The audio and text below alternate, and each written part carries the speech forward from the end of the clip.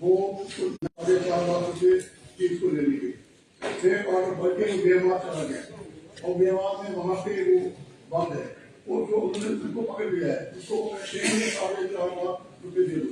मेरी कॉन्स्टिट्यूंसी में 2 लाख रुपये निकले हैं और मुझे सुबह से टेलीफोन आ रहे हैं कि और चीफ मिनिस्टर से रिक्वेस्ट करूंगा कि वो फॉर इंफॉर्मेशन से बात करके उसको वहाँ से छुड़वाए ताकि वो अपनी शहर में जा सके।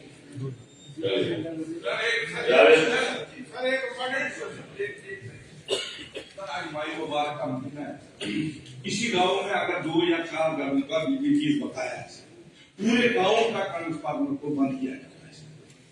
मेरी कॉन्स्टिट्यूंसी में ही नहीं, पूरे दोबारा में कम से कम 40-50 जहां बिजली शहरी के टाइम बंद की जाती है सर, कम से कम इसमें सर अगर 4 करोड़ का बिजली बकाया है सर, आप पूरे गांव का इसी तरह नहीं होना चाहिए। रमजान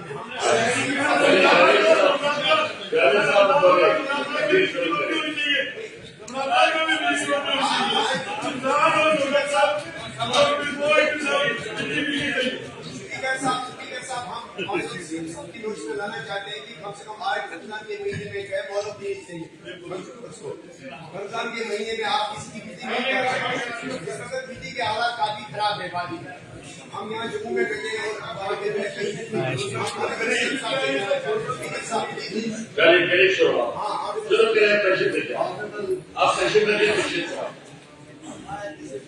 और मैं आपका नहायत ही मशहूर हूँ कि आपने जो हमारी उमर अब्दुल्ला साहब की क़यादत में पहला बजट पेश हुआ है, उस पर बात करने का मौका कहते हैं कि to act as an umpire and to act as a finance minister is a thankless task.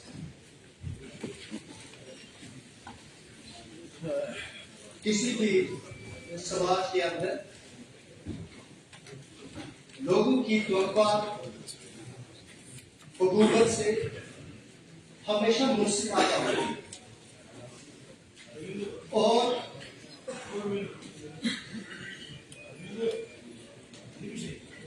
किसी भी हुकूमत का बजट जब पेश किया जाता है तो एक रवायत रही है हाउस के अंदर कि ट्रेजरी बेंच के ऑनरेबल मेंबर्स उसके हक में बात करते हैं और अपोजिशन के ऑनरेबल मेंबर्स उसकी मुखालफत करते हैं।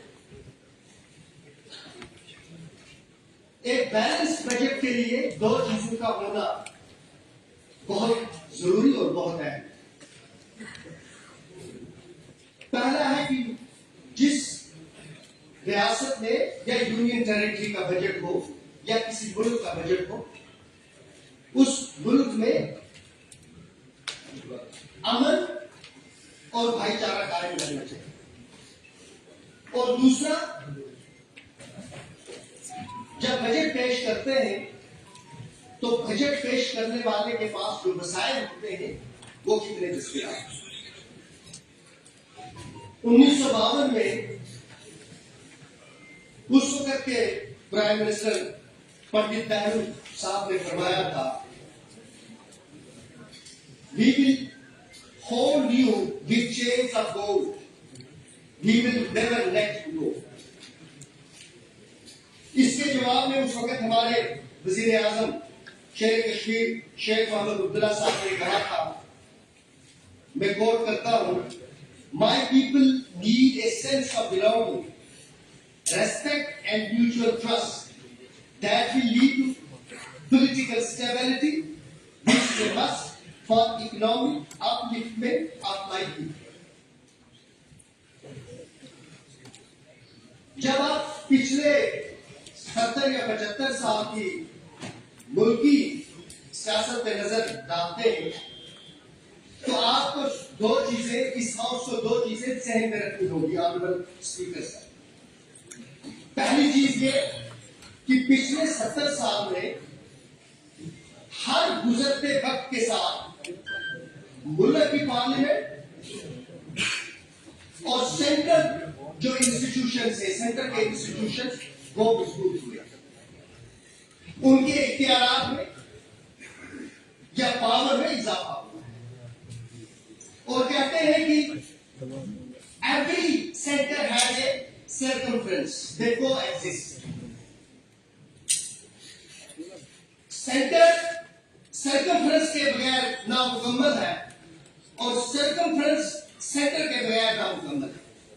जब ऑनरेबल मेंबर्स यहां सेंट्रल फंडेड बजट की बात करते हैं तो कुछ गुजारिशात उनकी खिदमत में अर्ज करूंगा। जब ये मुल्क आजाद हुआ उसके बाद जो पार्लियामेंट बनी या जो रियासतें वजूद में आई, इनके दरमियान एक फिजिकल इकोनॉमी का तस्वुर था, पॉलिटिकल इकोनॉमी का भी तस्वुर था और फिजिकल इकोनॉमी का भी तस्वुर था। जितना वक्त गुजरता गया, वक्त गुजरने के साथ एक मजबूत सेंटर इमर्ज होता चला गया और वो मुल्क की सलामती और मुल्क की यकजहती के लिए जरूरी था। लेकिन जब आप सेंटर को मजबूत करते चलेंगे तो आप दो चीजें रियासत से वापस ले रहे थे, एक उनके लेजिस्लेटिव पावर्स और उनकी जो फाइनेंशियल इकोनॉमी थी, वो दोनों आप इंक्रोच कर रहे थे, उससे वापस ले रहे थे। जब आप रियासतों से ये दो चीजें ले रहे थे तो जो आपकी जिम्मेदारी है उनमें भी इजाफा होता चला गया। आपने जम्मू कश्मीर की जो उस वक्त की रियासत थी, जब इसे आपने पॉलिटिकल इकोनॉमी वापस ली और फिर हमारी फाइनेंशियल इकोनॉमी भी वापस ले ली, तो उसके बाद हमको क्या मिला? इस हाउस को, इस बजट को, जब इस बजट का मुताला करेंगे, जब इसके तनकीद करेंगे तो इन दो चीजों को जहन में रखना, क्योंकि एक तनकीद बजाय तनकीद इखलाकी मैयार पर कभी नहीं उतरती। जिस तरह जब परसों ऑनरेबल मुल्क के उस वक्त के फाइनेंस मिनिस्टर साहब के बारे में बात कर रहे थे कि उन्होंने किस तरह से मुल्क की इकोनॉमी को ट्रांसफॉर्म कर दिया, उन्होंने इस वजह से किया, एक तो अल्लाह तबारक तआला ने उनको बेशुमार सलाहियतों से नवाजा, दूसरा उनके पास वो इख्तियारात थे और उनके साथ वो सारी ब्यूरोक्रेसी और वो सारे इंस्टीट्यूशंस खड़ा हो गए जिन्होंने मुल्क की तकदीर को बदलने में एक कलीदी रोल अदा किया। अब सवाल ये पैदा होता है कि जो हमारे चीफ मिनिस्टर साहब ने, जो यहाँ के फाइनेंस मिनिस्टर भी है, जो उन्होंने बजट पेश किया है, ये किन हालात पे किया है, इनके पास वसाइल कितने हैं, इनके पास फिजिकल इकोनॉमी कितनी है, किस दायरे के अंदर रहकर के फैसले कर रहे हैं, इसको मलूज़ नजर रखना। और जो इस वक्त रियासत की सियासी और इक्तिसादी सूरत हाल है, जब इस पर बात की जाएगी तो हम सब ऑनरेबल मेंबर्स से एक हलफ उठाया कि हम बगैर किसी रणनीति, विदाउट एनी, जब हम बात करते हैं कि हम अपने जमीन के हिसाब से बात करेंगे, तो फिर जब तराजू लगेगा तो वो तराजू इंसाफ का फैसला करना है। अगर मौजूदा हालात नेशनल कॉन्फ्रेंस की वजह से, हमारे फाइनेंस मिनिस्टर या चीफ मिनिस्टर साहब की वजह से है, तो इस पहले बजट में ही हम इनको अकाउंटेबल बनाएंगे। अगर ये पहला बजट एक आने वाले मुस्तकबिल की तरफ पहला कदम है, तो फिर उस लेवरेज को आपने रखना, मलूज़ नजर रखना होगा, जो इस सिमत में ये पहला कदम उठाने में मददगार साबित होगा। अब जो हमने इनहेरिट किया है, मैं एक होलिस्टिक व्यू इस बजट का आपकी खिदमत में अर्ज करूंगा। टेक्निकलिटीज जो होगी या जो बाकी डिटेल्स है उसके सब ऑनरेबल मेंबर्स बात करेंगे, लेकिन मैं ये कहता हूं हमने इनहेरिट क्या किया है। हमने पिछले 70 साल, honourable speaker sir, absence of political stability, political confusion, chaos and corruption, violence, 30 साल जम्मू कश्मीर में वायलेंस रहा है, बंदूक का राज रहा है, और कहते हैं nobody invests in a conflict zone, not even the people that belong to that area. ये कैसे हम एक्सपेक्ट कर सकते हैं कि बाहर से लोग आए थे और यहाँ इन्वेस्ट करते, एम्प्लॉयमेंट जनरेट होती, मनी सर्कुलेट होता, हुकूमत के पास वसाइल होते, रिसोर्सेज होते, और उमर साहब एक ऐसा बजट पेश करते जो लोगों की ख्वाहिशात की तर्जुमान करता। यहाँ उमर साहब के पास चॉइसेस क्या थी।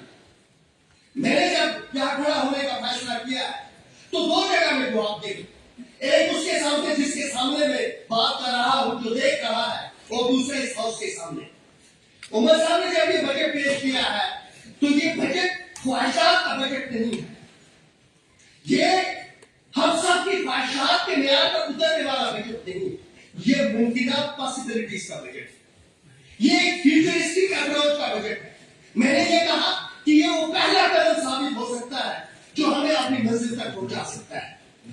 30 साल यहां जब बंदूक का राज चला तो उसमें से 10 साल ऐसे रहे हैं जो हड़ताल दे रहे हैं, हड़ताल, और ऐसा कल्चर बदकिस्मती से यहाँ बना जिसकी वजह से हमारे नौजवान जाया हो गए, हमारा इंफ्रास्ट्रक्चर खत्म हो गया, हमारा टूरिज्म खत्म हो गया, हमारा हॉर्टिकल्चर खत्म हुआ, हमारे एग्रीकल्चर पे इसके असर पड़े, हमारा जो सोशल फैब्रिक था वो खत्म हुआ। सारी दुनिया के अंदर एक ऐसा मैसेज चला गया कि जैसे कश्मीर बाकी इतना जल रहा हो और इतना एक खतरनाक सा जमीन के तौर हो कि लोगों ने यहाँ आना जाना बंद किया। और जब वायलेंस किसी जगह होता है तो वायलेंस कंज्यूम्स इटसेल्फ, वायलेंस खुद को भी खत्म करता है, वायलेंस की कोई हद नहीं होती है, इस तरह की डार्कनेस होती है। तो जो ये हम तो इंस्टेबिलिटी रही है पिछले 75 साल, क्या इसके जिम्मेदार कश्मीरी थे, जम्मू के लोग थे, या लद्दाख के लोग थे, या ये हमने इनहेरिट किया? जम्मू कश्मीर का कोई भी एक लीडर साबित करे जो बड़े दर्जे का और बड़े रुतबे का रहा, जिसने टू नेशंस थ्योरी की हिमायत की वो 1947 में, जो ये कॉन्फ्लिक्ट हमने इनहेरिट किया, ये हमने उस वक्त इनहेरिट किया जब हम उस समाज और सोसाइटी का या उस मुल्क का हिस्सा ही नहीं थे जहां उस वक्त टू नेशंस थ्योरी पर बात हो रही थी और टू नेशंस थ्योरी के हिसाब से मुल्क को तकसीम किया गया। हमने उस मुसीबत को इनहेरिट किया जिसका हम कभी हिस्सा नहीं रहे, और जब हमने ये कॉन्फ्लिक्ट इनहेरिट किया और वो आइडियाज इनहेरिट किए जो न मेरे दादा ने कभी मांगे थे, न इनके बुजुर्गों ने कभी मांगे थे, हम तो वॉलंटरी इस मुल्क का हिस्सा बने थे, हमने कॉन्फ्लिक्ट को इनहेरिट किया। अब जब हमने इसको इनहेरिट किया तो हमारे साथ खड़ा हो गए, हमारे साथ जब आप सेंटर की बात करते हैं बीजेपी के लोग, व्हाट इज सेंटर? सेंटर को ये इस तरह डिफाइन करते हैं कि प्रेसिडेंट के वो 20 आदमी यहाँ हिंदुस्तान को रिप्रेजेंट करते हैं और ये जो हम सब इधर बैठे हुए हैं ये तो रेफरेंडम की बात करते हैं। ये बहुत खतरनाक था। This is the most dangerous and absurd idea कि ये सब कहा जाए कि सिर्फ बीजेपी यहाँ तर्जुमानी करती है सेंटर की। सेंटर क्या होता है? सेंटर जम्मू कश्मीर से लेकर कन्याकुमारी तक कॉन्स्टिट्यूशन के तहत जो हुकूमत वजूद में आती है ये वही है। जब वो मुंजमद होकर एक बिस्तर पर पहुंचती है तो उसको सेंटर कहते हैं। उसमें हिंदू, मुसलमान, सिख, ईसाई, हर जमात के लोग, हर मजहब के लोग, हर इलाके के लोग शामिल होते हैं तो सेंटर कहते हैं।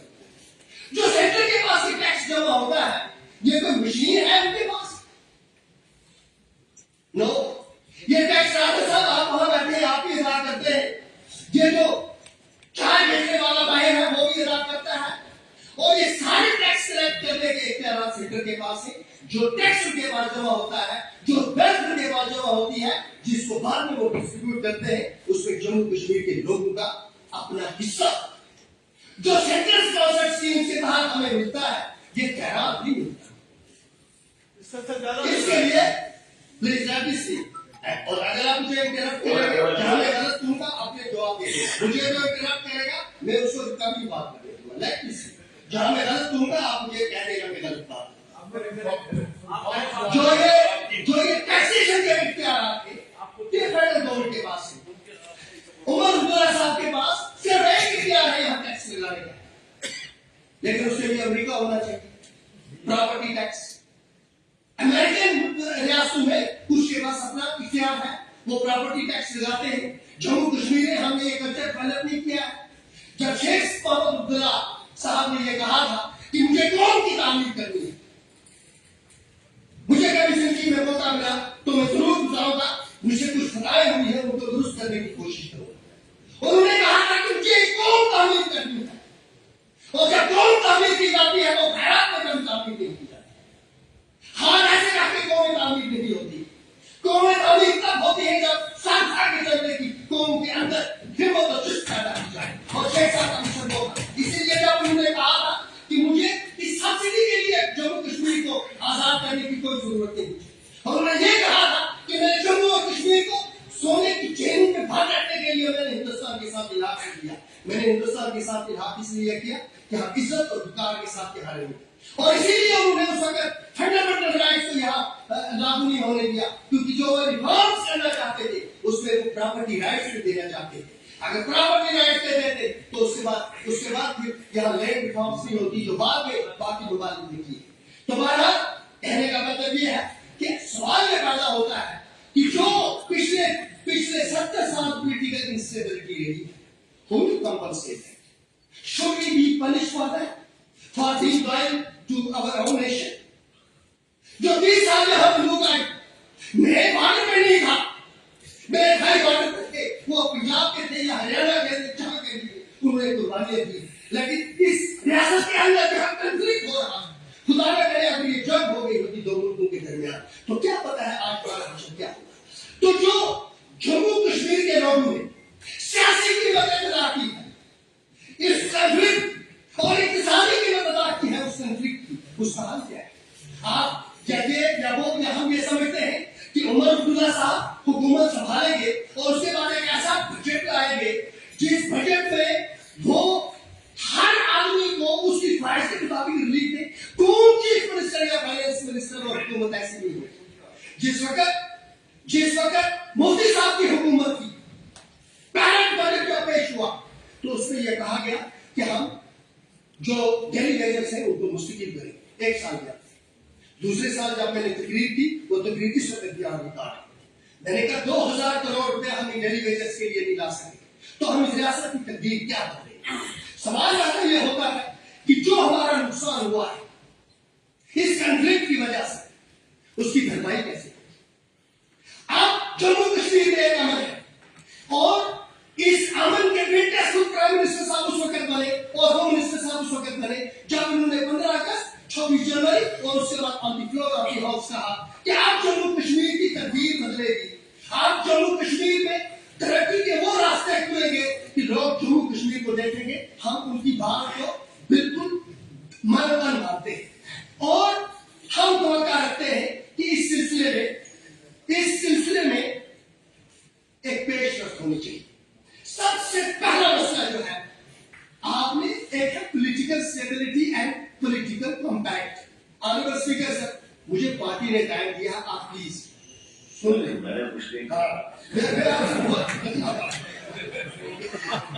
Political compact is here, political compact is here, जहां सारे के सारे नेशनलिस्ट हैं और हमें पता है नेशनलिस्ट होने थे।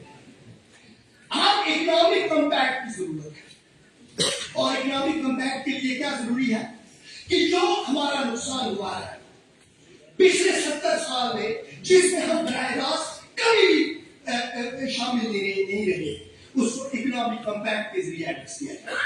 और उसमें क्या करना है सेंटर ने जिस तरह बिहार के साथ खड़ा होने का फैसला किया, गुजरात के साथ खड़ा होने का फैसला किया, जिस तरह सेंटर ने ये बाकी रियासत यूपी वगैरह रियासतों के साथ खड़ा होने का फैसला किया।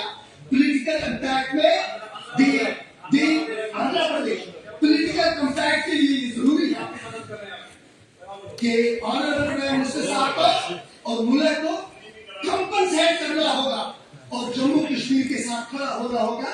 और ये सिर्फ ये नए आदमी नहीं है जम्मू कश्मीर जो है वो इससे बाहर भी है, वो लोग भी जिन्होंने हमारे खिलाफ वोट किया है, हम उनके नुमाइंदे भी।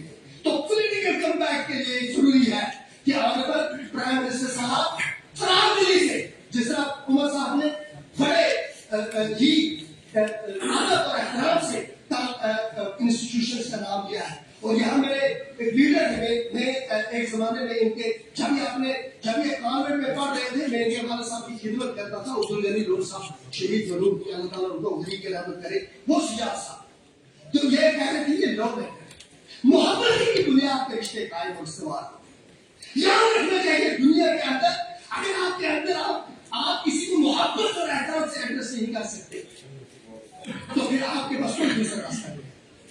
मोहब्बत और एहतराम का ही वो रास्ता है। जब हमारे प्रॉफेट मोहम्मद सल्लल्लाहु अलैहि वसल्लम के पास एक आदमी गया और उसने कहा कि मुझे कोई एक अमल बता दे जिसके पास मुझे एक अमल चाहिए, तो उन्होंने कहा जाओ मोहब्बत करना सीखो, क्योंकि मोहब्बत के बगैर कोई दूसरा रास्ता नहीं होता दिलों को जीतने का और रास्ते हम पार करने। पॉलिटिकल इम्पैक्ट के साथ एक सीरियस एनालिसिस की जरूरत है सर। ये जो फेडरल मुसल्मान की गवर्नमेंट ने फैसला किया कि जम्मू कश्मीर के दरिया पाकिस्तान को दिए जाएंगे, लोग तो नहीं गए, जमीन नहीं गए, लेकिन हमारे पास था क्या रिसोर्सेज, ये हमारा रिसोर्स है, वाटर रिसोर्सेज। एक सीरियस एनालिसिस करें आप कि पिछले 70 साल में जो हमारा पानी गया था उससे उनकी तरक्की हुई। जहां किसी ने प्रोजेक्ट बनाए उसमें उन्होंने पैसा कमाया। मुझे बताएं जम्मू कश्मीर और लद्दाख जिसमें पुलिस हम लोगों को इसके एवज क्या, तो एक सीरियस एनालिसिस होना चाहिए और हमें एक कमेटी तश्कील देनी चाहिए जो आगे चल के चीफ मिनिस्टर साहब का विजन है। हम देखेंगे अल्लाह के फजल करम से जब रियासत का नजर बहाल होगा, हम देखेंगे कि ये जो हमारे नेचुरल रिसोर्सेज पे हमारा जो राइट है, बाय बर्थ की राइट है और हिंदुस्तान का हिस्सा होने के राइट की दादा भी हमारा इस हक है, इसमें जो नुकसान हुआ है उसकी भरपाई कैसे मुमकिन होगी। और इतने ही नहीं है ऑनरेबल स्पीकर साहब, देखिए पिछले 30 साल में डिग्रेडेशन ऑफ इकोनॉमिक एक्टिविटी, तमाम हर तरह की इकोनॉमिक एक्टिविटी तकरीबन 30 साल में ही हुई है जम्मू और कश्मीर में। जो कुछ भी हुआ है जब अपॉर्चुनिटीज मिली है उस वक्त कोई इकोनॉमिक एक्टिविटी हुई है। दूसरा, टूरिज्म हमारा डिस्ट्रॉय हो गया, हॉर्टिकल्चर हमारा डिस्ट्रॉय हो गया, इंडस्ट्रियल देखिए सर, इंडस्ट्रीज तब तक फ्लरिश नहीं करेगी, इंडस्ट्रीज तब तक जम्मू कश्मीर में फ्लरिश नहीं करेगी जब तक यहाँ पर आप इंसेंटिव्स नहीं देंगे।